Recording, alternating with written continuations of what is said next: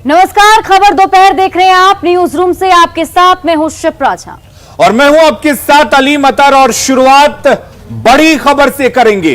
बड़ी खबर इस वक्त सियासी गलियारे से आ रही है। प्रधानमंत्री नरेंद्र मोदी भावी मंत्रियों से मुलाकात कर रहे हैं, क्योंकि आज शाम 6 बजे केंद्रीय कैबिनेट का विस्तार होना है और भावी मंत्रियों से पीएम मोदी मुलाकात कर रहे हैं। आरसीपी सिंह पीएम आवास पर मौजूद हैं। इसके साथ ही पशुपति कुमार पारस भी इस वक्त आवास पर मौजूद हैं। आपको बता दें कि अब इन दोनों का केंद्रीय मंत्री बनना तय माना जा रहा है। न्यूज 18 लगातार इस खबर को दिखा रहा था, संभावित उम्मीदवारों के नाम दिखा रहा था कि कौन लोग मंत्री बन सकते हैं, और इस पर अब लगभग मुहर लगती हुई, क्योंकि भावी मंत्रियों से इस वक्त प्रधानमंत्री नरेंद्र मोदी मुलाकात कर रहे हैं। और दो नाम यानी कि आरसीपी सिंह और पशुपति कुमार पारस, ये दो नाम तय हैं और ये दोनों इस वक्त पीएम आवास पर मौजूद हैं। तो बड़ी खबर इस वक्त आपको बता दें, केंद्रीय कैबिनेट का आज शाम 6 बजे विस्तार होना है और बिहार से दो नाम अब सामने आ चुके हैं, यानी कि इन दोनों नामों का मंत्री बनना तय है। पहला नाम आरसीपी सिंह का है, जो इस वक्त प्रधानमंत्री आवास पर मौजूद हैं। दूसरा नाम पशुपति कुमार पारस का है, जो इस वक्त प्रधानमंत्री आवास पर मौजूद हैं। तो ये दोनों कैबिनेट मंत्री बन सकते हैं। और हमारे साथ फिलहाल अमितेश जुड़े हुए हैं। अमितेश, न्यूज 18 लगातार इस खबर को दिखा रहा था, लगातार हम उन नामों का जिक्र कर रहे थे, उन नामों को बता रहे थे कि कौन इस बार मंत्रिमंडल में शामिल हो सकता है। और आखिरकार एक बार फिर से न्यूज 18 के खबर पर मुहर लगी और दो नाम उनमें से तय हो चुके हैं।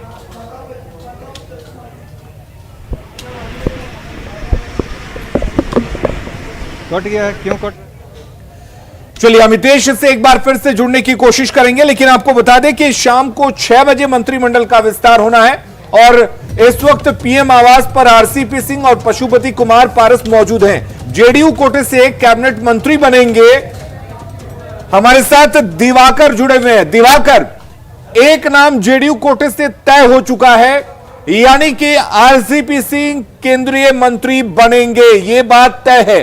साथ ही पशुपति कुमार पारस का नाम भी तय है, क्योंकि ये दोनों पीएम आवास पर इस वक्त मौजूद हैं। लेकिन बाकी नामों का क्योंकि ललन सिंह का नाम भी आगे आ रहा था, इसके अलावा जेडीयू कोटे से कई और नाम सामने आ रहे थे। क्या खबर है बिहार के सियासी गलियारों में इसको लेकर? देखिए, जो हम लगातार खबर दिखा रहे थे, व्यूअर्स को जो हम सूचनाएं दे रहे थे, उस पर मुहर लग गई है। और मैं आपको बता दूं कि प्रधानमंत्री नरेंद्र मोदी और अमित शाह, जो बीजेपी के सबसे बड़े नेता माने जाते हैं, वो अलग ही उनकी शैली है, अलग अंदाज में काम करते हैं। पशुपति पारस को पहली बार जो कॉल गया वो अमित शाह का गया और वो 5 जुलाई की देर शाम ही वो सीधे दिल्ली रवाना हो गए। उनको आज सुबह कॉल गया कि आपको प्रधानमंत्री आवास आना है और मुलाकात करना है। तो ये तय है कि अब पशुपति कुमार पारस मंत्री बनेंगे।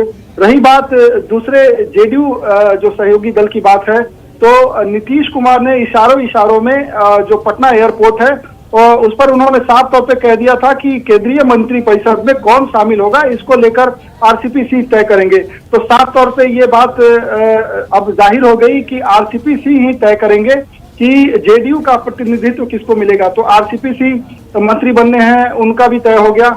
अब रही बात एमओएस को लेकर, अभी भी संशय बरकरार है कि एमओएस कौन होगा, क्या एमओएस की कुर्सी मिल रही है या नहीं मिल रही है। लगातार ये चर्चा चल रही थी, खबर चल रही थी, और इसमें सच्चाई भी है कि जेडीयू की बातचीत हो रही थी एक कैबिनेट और 2 एमओएस की। लेकिन एक खबर और भी आ रही थी कि जेडीयू को एक कैबिनेट और एक एमओएस मिलेगा।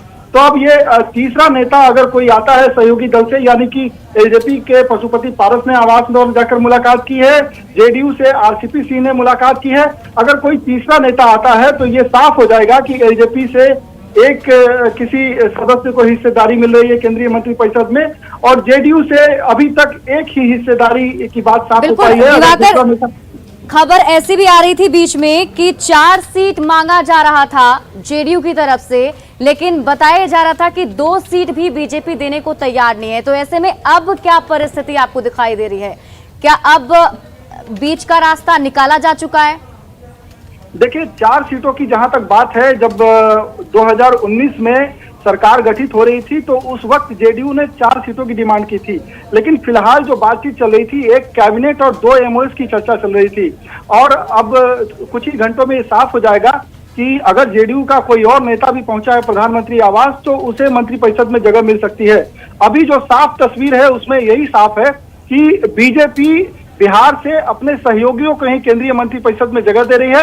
एलजेपी कोटे से पशुपति कुमार पारस, जिनकी काफी चर्चा हो रही थी, कई तरह की खबरें भी आ रही थी कि चिराग पासवान प्रधानमंत्री को पत्र लिख रहे हैं तो क्या उनका टिकट कट जाएगा। लेकिन ये बात पक्की थी, जब से जो है एलजेपी के 2 धड़े हुए वो बात पक्की थी कि पशुपति कुमार पारस मंत्री बनने हैं। और दिवाकर, ये तय था कि पशुपति कुमार पारस बनेंगे क्योंकि 5 सांसद उनके पाले में आ गए थे, उनके खेमे में आ गए थे। हमारे साथ इस वक्त अमितेश भी जुड़े हुए हैं। अमितेश, एक बार फिर से न्यूज़ 18 की खबर पर मुहर लग चुकी है। 2 नाम जो लगातार सबसे आगे हम दिखा रहे थे, यानी कि आरसीपी सिंह और पशुपति कुमार पारस, इन दोनों नामों पर मुहर लग चुकी है क्योंकि ये दोनों प्रधानमंत्री आवास में इस वक्त मौजूद हैं। लेकिन बाकी नामों का क्या ये मान लिया जाए कि बस यही 2 नाम हैं जो जा रहे हैं आगे, मंत्रिमंडल में शामिल हो रहे हैं, या और भी नामों पर अभी चर्चा बाकी है?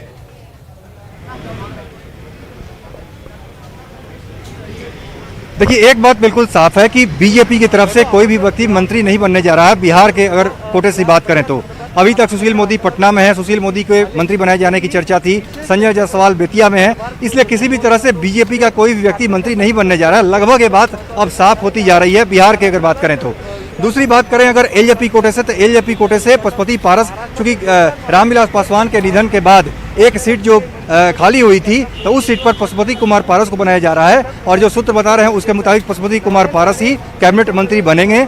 दलित समुदाय से आते हैं, दलित चेहरे हैं, तो बीजेपी चाहती है कि पारस को मंत्रिमंडल में शामिल किया जाए। और खासतौर से 5 जुलाई को रामविलास पासवान की जयंती के मौके पर जब अमित शाह ने फोन किया था, उसी वक्त इसका इंडिकेशन बहुत बड़ा था कि चिराग पासवान के पास फोन नहीं गया था, पशुपति पारस के पास फोन गया था। और उसी दिन रात को पशुपति पारस दिल्ली आ गए थे। भले ही 2 दिन से चुप्पी साधे हुए हैं, लेकिन पारस को लेकर के कहा जा रहा है वो अब कैबिनेट मंत्री बनेंगे, ये बात तय हो चुकी है। और इसके बाद बात आती है जेडीयू की। जी, जेडीयू की बात करें तो जेडीयू पिछली बार एक जो सीट दी जा रही थी 2019 में, केवल एक कैबिनेट मंत्री शिवसेना की तरह सांकेतिक तौर पर, जिसको लेकर जेडीयू में नाराजगी थी, जेडीयू ने इनकार कर दिया था और सांकेतिक के बजाय अनुपातिक की बात कही जा रही थी। तो उस वक्त 2+2 की बात कही जा रही थी। फॉर्मूला जो हमारे सूत्र बता रहे हैं उसके मुताबिक कल आरसीपी सिंह ने दोपहर बाद करीब 3 से 4 बजे के बीच उन्होंने बीजेपी के एक बड़े नेता से जो कल मुलाकात की है, उसमें कई बिंदुओं पर चर्चा हुई। उसमें इस पर चर्चा हुई कि कितने कैबिनेट, कितने एमओएस बनाए जाएं। तो बीजेपी की तरफ से 1+1 की बात जरूर कही गई थी। ये पक्के हमारे जो सूत्र बता रहे हैं उसके मुताबिक बीजेपी ने 1 कैबिनेट प्लस 1 एमओएस की बात की थी। लेकिन जेडीयू चाहती है कि कम से कम 1 कैबिनेट अगर मिलता है तो 1+2 का फॉर्मूला सामने आए और एक कैबिनेट के साथ 2 एमओएस हो जाए। तो अभी एक बात तय है कि आरसीपी सिंह मंत्री बनेंगे। अपने घर से निकलकर सीधे 7 आरसीआर पहुंचे हैं। यहाँ पर 7 लोक कल्याण मार्ग जो है 7 LKM है, वहाँ पहुँच चुके हैं आरसीपी सिंह, अभी मौजूद हैं प्रधानमंत्री आवास के भीतर।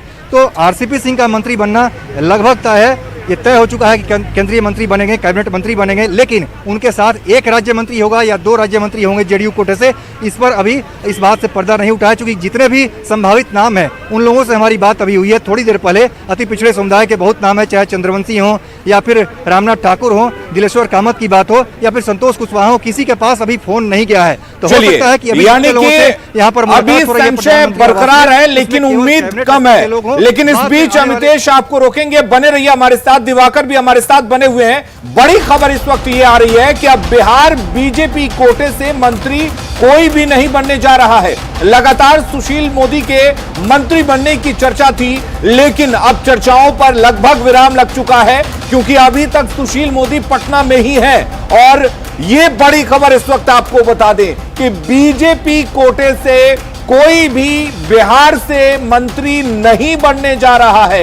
इसके साथ ही 2 नाम अब तय हो चुके हैं कैबिनेट मंत्री के तौर पर, और वो नाम है आरसीपी सिंह और पशुपति कुमार पारस। इसके अलावा आपको बता दें एमओएस के नाम पर भी जो चर्चा चल रही थी उस पर भी लगभग विराम लग चुका है। तो लगातार हम ये दावा कर रहे थे, लगातार हम ये कह रहे थे कि जो नाम न्यूज 18 दिखा रहा है वो नाम तय है। और एक बार फिर से न्यूज 18 की खबर पर मुहर लगी, एक बार फिर से जो संभावित उम्मीदवार न्यूज 18 ने दिखाई उन नामों पर मुहर लग चुकी है। और बिल्कुल सटीक जानकारी हम कल से ही दे रहे हैं, जब से मंत्रिमंडल के विस्तार की चर्चा चल रही थी तब से ये नाम हम दिखा रहे थे और आखिरकार उन नामों पर मुहर लग चुकी है। हमारे साथ दिवाकर लगातार जुड़े हुए हैं। दिवाकर, एक बार फिर से सबसे सही, सबसे सटीक और सबसे पहले हमने उन नामों को दिखाया और उन नामों पर अब मुहर लग चुकी है। जी बिल्कुल, राजनीति जो भी होती है वो भावनाओं के आधार पे नहीं होती है, राजनीति मतलब के आधार पे होती है।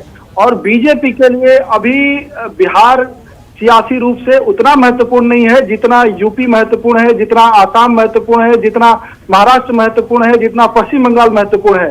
तो उन्हीं राज्यों को जिनका राजनीतिक मतलब है और 2024 की राजनीति है उसके लिए नीतीश कुमार जैसे मजबूत सहयोगी को साथ में रखना है। तो इस बार अगर कहें तो नीतीश कुमार की चली है और नीतीश कुमार ने जो चाहा है, नीतीश कुमार को वो मिला है। नीतीश कुमार वो ये चाहते थे कि पशुपति पारस के धड़े से एक कोई मंत्री बनना चाहिए, वो भी पशुपति कुमार पारस को बनाया जाना चाहिए। चिराग पासवान तमाम कई तरह की बातें करते रहे लेकिन नीतीश कुमार मजबूती से उनकी पैरोकारी करते रहे और यही वजह है कि पशुपति कुमार पारस को मंत्री बनाया जा रहा है। आप सीधे सीधे ये समझ सकते हैं कि पशुपति कुमार पारस बीजेपी की इच्छा से नहीं बल्कि नीतीश कुमार की इच्छा से बन रहे हैं। और उसमें भूपेंद्र यादव ने जो कवायद की, जो उनको संसदीय दल की मान्यता मिली, ये अब बात से छुपी नहीं है। और दूसरी बात मैं ये कहूंगा कि जेडीयू की तरफ से जो जेडीयू की इच्छा थी कि आप उन्हें एक से ज्यादा। देखिए, आपको यहाँ पर हम थोड़ा रोकना चाहेंगे। हमारे साथ दिल्ली से अमितेश भी जुड़े हुए हैं, उनसे भी कुछ जानकारी लेते हैं। अमितेश, देखिए अब तो ये साफ हो चुका है कि बिहार बीजेपी से कोई भी मंत्री नहीं बनने जा रहा, तो ऐसे में इसको हम किस संदर्भ में देख सकते हैं? जो नीतीश कुमार की तरफ से फॉर्मूले दिए गए थे उसको ठीक तरीके से पालन करने के लिए ऐसा किया गया, या फिर बिहार में अभी वैसे कोई चेहरे उस तरीके के बीजेपी को ऐसे दिखाई नहीं दी कि वहां पर अगर केंद्रीय मंत्री बनाया जा सके या नहीं?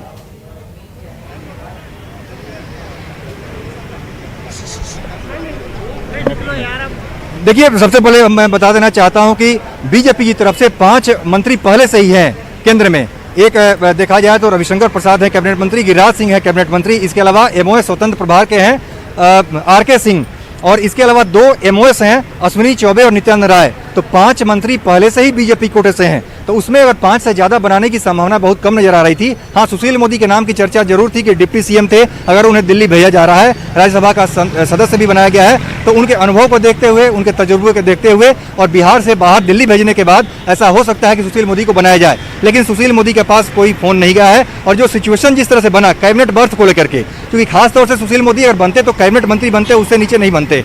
अभी जो सिचुएशन है उसमें एक आरसीपी सिंह कैबिनेट मंत्री बनना है, पशुपति पारस कैबिनेट मंत्री बनना है, पहले से 2 कैबिनेट मंत्री बिहार से हैं, गिरिराज सिंह और रविशंकर प्रसाद। तो उस सिचुएशन में ज्यादा मंत्री बनने की संभावना नजर नहीं आ रही थी। अब बिहार से पहले से ही बीजेपी के 5 मंत्री हैं, इसलिए बीजेपी ने जो पार्टी आलाकमान ने फैसला किया, नरेंद्र मोदी अमित शाह ने फैसला किया कि बीजेपी की तरफ से बिहार से कोई मंत्री नहीं होगा, जेडीयू कोटे से होगा और एक पशुपति पारस जो कि रामविलास पासवान की जगह पर मंत्री बन जाएंगे। तो जेडीयू कोटे से एक नाम तय है आरसीपी सिंह, इसके अलावा 1 या 2 एमओएस हो सकते हैं, उस पर कुछ देर में, कुछ घंटे में पर्दा उठ जाएगा। बिल्कुल अमितेश, हमारे साथ दिवाकर भी जुड़े हुए हैं। दिवाकर, क्या माना जाए जिस तरीके से बीजेपी की अभी सबसे बड़ी सहयोगी पार्टी के तौर पर जेडीयू है, पुराने सहयोगी उनके कई अलग हो चुके हैं, अगर बात शिवसेना की जाए तो वो अलग हो चुका है, ऐसे में क्या यह माना जाए कि नीतीश कुमार ने भी एक बात कही थी कि जो प्रधानमंत्री नरेंद्र मोदी चाहेंगे वही होगा, उन्हीं के हिसाब से मंत्रिमंडल का विस्तार होगा,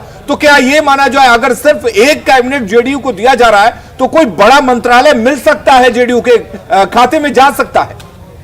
जी बिल्कुल, अगर जेडीयू के खाते में एक ही सीट होगी, हालांकि अभी कुछ घंटों का वक्त बाकी है और शाम को जब शपथ ग्रहण समारोह होगा तो एक एमओएस की अभी भी गुंजाइश है। लेकिन अगर कोई जेडीयू का दूसरा नेता नहीं मिलता है प्रधानमंत्री आवास जाकर प्रधानमंत्री से, तो ये बात तय है कि बीजेपी से पशुपति कुमार पारस और जेडीयू से आरसीपी सिंह होंगे।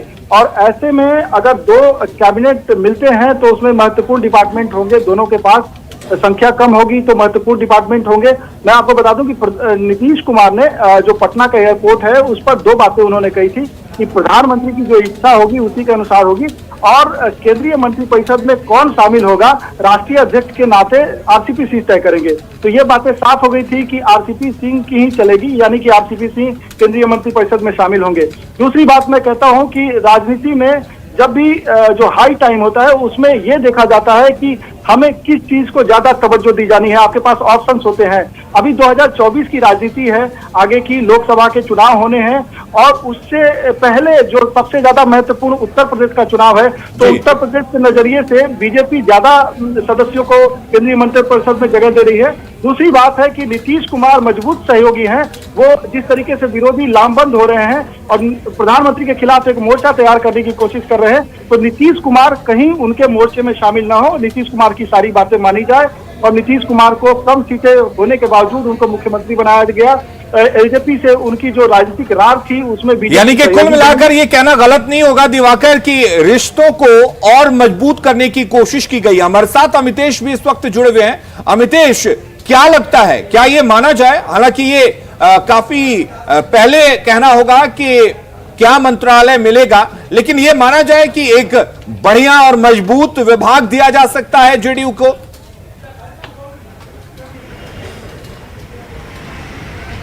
जी हाँ, बिल्कुल। चूंकि एक कैबिनेट अगर दिया जा रहा है तो निश्चित रूप से आरसीपी सिंह को उनके कद के हिसाब से एक बड़ा मंत्रालय मिलेगा, लेकिन क्या मंत्रालय होगा इसको लेकर के अभी कयास लगाना जल्दबाजी होगी, लेकिन निश्चित रूप से बड़ा मंत्रालय मिलेगा। और दूसरी तरफ बात करें तो चूंकि पशुपति पारस की जहां तक बात है, भले ही रामविलास पासवान की जगह पर उनको केंद्रीय कैबिनेट में यहाँ पर शामिल किया जा रहा है, मंत्रिमंडल में शामिल किया जा रहा है, लेकिन पशुपति पारस जो है उनको भी जेडीयू के कोटे से ही एक तरह से देखा जाए तो नीतीश कुमार के कहने से ही, जेडीयू का कोटा सीधे तौर पे नहीं कहेंगे, लेकिन नीतीश कुमार के ही कहने पर पशुपति पारस को मंत्री बनाया जा रहा है। तो इस सिचुएशन में बीजेपी इस नजरिए से देखती है कि दो कैबिनेट, एक तो खुद आरसीपी सिंह के लिए जो कि जेडीयू के अध्यक्ष हैं, और दूसरी तरफ पशुपति पारस को भी जो कि अलग होकर के अपना गुट बना करके 5 सांसद उनके साथ हैं, संसदीय दल के नेता बने हैं। तो नीतीश कुमार के कहने पर एक तरह से पारस को भी मंत्री बनाया जा रहा था। 2 कैबिनेट यहाँ पर दिया जा रहा है। दूसरा सवाल है एमओएस को लेकर के, तो एमओएस के नाम पर अभी चर्चा है कि 1 या 2 एमओएस हो सकते हैं। जो सूत्र बता रहे हैं, कल जो मीटिंग हुई थी आरसीपी सिंह की बीजेपी के वरिष्ठ नेता से, उसमें बीजेपी की तरफ से 1+1 की बात जरूर कही गई थी। उसमें कहा गया था कि एक कैबिनेट आरसीपी सिंह के लिए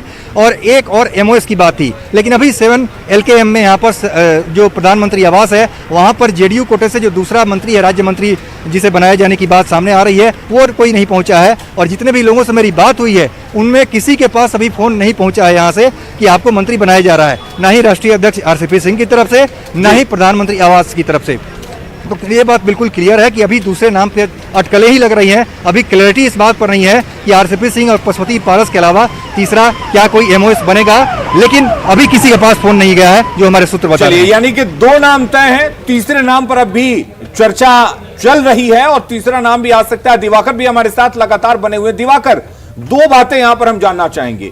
जिस तरीके से केंद्र की तरफ से पशुपति कुमार पारस को मंत्री बनाया जा रहा, उससे एक बात तो तय हो गई है कि एलजेपी का जो धड़ा है पशुपति कुमार पारस गुट का, उसी को केंद्र भी मानता है कि असल में एलजेपी यही है। दूसरी बात तो ये कि जिस तरीके से एक कैबिनेट मंत्री दिया जा रहा है जेडीयू के कोटे में, तो कहीं ना कहीं रिश्ते जेडीयू और बीजेपी के और मजबूत होंगे इससे।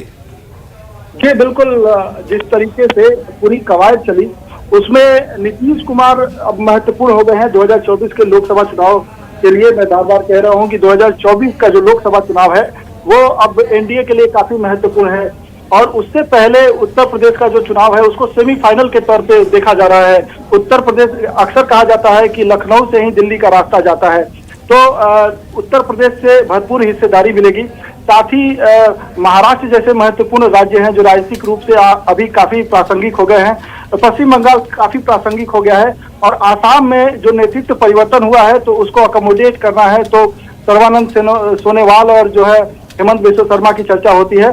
तो जो राजनीतिक रूप से महत्वपूर्ण राज्य है वहां से हिस्सेदारी मिल रही है, और राजनीतिक रूप से जो महत्वपूर्ण सहयोगी हैं जिन्हें तवज्जो दी जानी चाहिए, क्योंकि आप देख रहे हैं कि एक एक करके कई सहयोगी बाहर गए 2019 के बाद। तो अब ये देखा जा रहा है कि नीतीश कुमार मजबूत सहयोगी हो सकते हैं और नीतीश कुमार को किसी भी रूप में खोना नहीं चाहती है एनडीए। तो नीतीश कुमार की बातों को तरजीह दी जा रही है। नीतीश कुमार के नेतृत्व में चुनाव लड़ा गया और नीतीश कुमार को मुख्यमंत्री बनाया गया।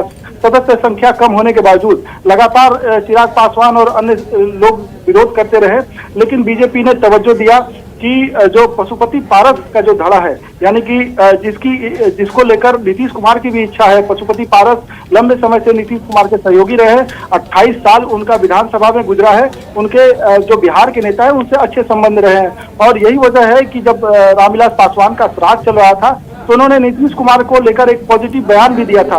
उन्होंने कहा था कि कैबिनेट में नीतीश कुमार सभी से राय लेते हैं और आम सहमति के बाद ही कोई फैसले लेते हैं। नीतीश कुमार ने बिहार के विकास के लिए काम किया है और लगातार पशुपति कुमार पारस इसी तरीके के बयान देते रहे। तो इससे बात साफ हो जाती है कि नीतीश कुमार की अहमियत क्या है। नीतीश कुमार को किसी भी तरीके से बीजेपी खोना नहीं चाहती है।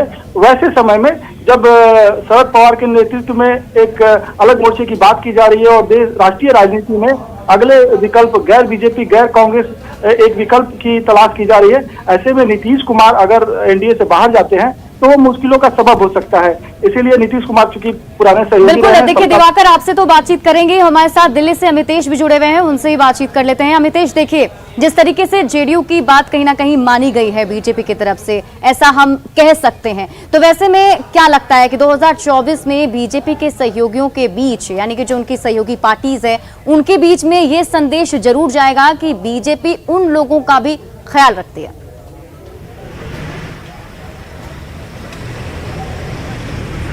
जी हाँ, बिल्कुल। अब तक अगर देखें तो केवल आरपीआई के नेता रामदास अठावले हैं जो कि बीजेपी के बाहर मंत्री हैं, यानी सहयोगी पार्टी के मंत्री हैं। रामविलास पासवान का निधन हो गया तो एलजेपी नहीं है, श्रोमणी अकाली दल पहले ही अलग हो चुकी है और शिवसेना पहले ही अलग हो चुकी है एनडीए से। तो इस सिचुएशन में अगर एनडीए की बात करें तो बीजेपी के अलावा सिर्फ और सिर्फ रामदास अठावले हैं जो कि केंद्र में मंत्री हैं। इस लिहाज से बीजेपी चाहती थी हर हाल में एक मैसेज दिया जाए और 2024 के लोकसभा चुनाव को ध्यान में रखते हुए अपने एनडीए के कुनबे को बढ़ाया जाए और कुनबे में एक बेहतर संदेश भी दिया जाए। यही वजह है कि बीजेपी ने भी लचीला रुख अपनाया है और नीतीश कुमार की बात को मानते हुए, जेडीयू की बात को मानते हुए पशुपति पारस को भी इंक्लूड कर रही है और आरसीपी सिंह को भी कैबिनेट में जगह मिल रही है। तो ये एक तो जेडीयू एलजेपी की बात हुई। इसके अलावा अगर बात करें तो यूपी से भी अनुप्रिया पटेल का नाम आ रहा है और इसके अलावा भी और भी दल को शामिल करने के छोटे छोटे जो दल हैं यूपी में अलग अलग कास्ट कॉम्बिनेशन को ध्यान में रखते उनको इंक्लूड किया जा रहा है, मंत्रिमंडल में शामिल किया जा रहा है। तो ये सबसे बड़ी बात है कि सहयोगियों को साथ रखने का एक मैसेज दिया जा रहा है। लेकिन सबसे बड़ी बात है कि नीतीश कुमार एक ऐसा चेहरा है कि नीतीश कुमार के इर्द गिर्द केंद्र में भी जो है एक ध्रुवीकरण हो सकता है इन केस अगर कभी नीतीश कुमार अलग होने की बात होती है। आप देखें कि जिस समय लालू यादव के साथ नीतीश कुमार गए थे तो इस तरह की चर्चा थी। नीतीश कुमार एक तरह से केंद्र में आ चुके थे और उनके इर्द गिर्द कई सारे दल आते थे। तो अभी जो शरद पवार के साथ जो सारे दल आ रहे हैं तो बीजेपी नहीं चाहती है कि किसी भी कीमत पर नीतीश कुमार को नाराज किया जाए। नीतीश कुमार यानी कि बीजेपी ये चाहती है कि सहयोगी नाराज ना हो, सहयोगियों में एक मैसेज जाए कि वो सहयोगियों का ख्याल रखती है और सहयोगियों को एक तरह से दरकिनार नहीं किया जाता, नजरअंदाज नहीं किया जाता। बहुत बहुत शुक्रिया आपका तमाम जानकारी देने के लिए दिवाकर और अमितेश। तो कुल मिलाकर इस बड़ी खबर पर हमारी नजर बनी रहेगी। शाम 6 बजे कैबिनेट का विस्तार होना है। न्यूज 18 ने जिन 2 नामों को दिखाया था उन पर मुहर लग चुकी है। एक एमओएस के नाम के तौर पर जो चर्चा है या अगर कहीं गुंजाइश है तो यकीन रखिए सबसे पहले न्यूज 18 ही उस नाम को बताएगा। फिलहाल के लिए इस बुलेटिन में इतना ही, लेकिन खबरों का सिलसिला लगातार जारी रहेगा। आप बने रहिए न्यूज 18 बिहार झारखंड के साथ।